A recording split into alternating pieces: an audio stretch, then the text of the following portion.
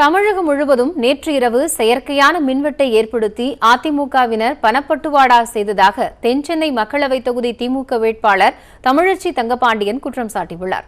சைதாப்பேட்டை, மேற்கு மாம்பலம், மேட்டுப்பாளையம் உள்ளிட்ட பகுதிகளில் வாக்கு சேகரித்த அவர் பணத்தை வாங்கிக் கொண்டு மக்கள் ஏமாந்தால் மின்வெட்டை போலவே தமிழகமும் நிரந்தரமாக இருளில் மூழ்கும் நிலை ஏற்படும் என்று கூறினார்.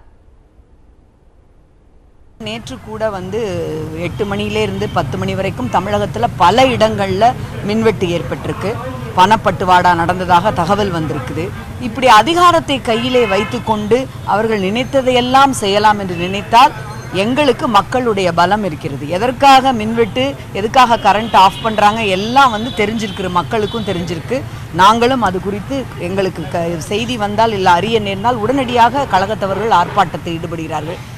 தென்சென்னை தொகுதி மட்டுமல்ல, அனைத்து தமிழகத்தில் இருக்கின்ற வாக்காளர் பெருமக்களுக்கும் நான் இதை தான் வைக்கிறேன்.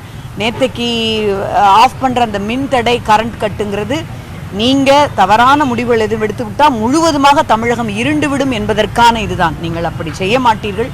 சூரியன் நிச்சயமாக வரும் என்ற நம்பிக்கையோடு எங்களுக்கு கை கொடுக்கிறீர்கள். விழிப்போடு இருங்கள். எந்த இடத்திலும் நம்முடைய கழக முன்னணியினருக்கும் நான் அதை தான் சொல்கிறேன். எங்கே கரண்ட் ஆஃப் ஆனாலும் உடனே அதில் விழிப்போடு இருந்து உடனடியாக கம்ப்ளைண்ட் பண்ணி அதை தடுக்கிறதுக்கான முயற்சிகளை நம்ம மேற்கொள்ளணும்.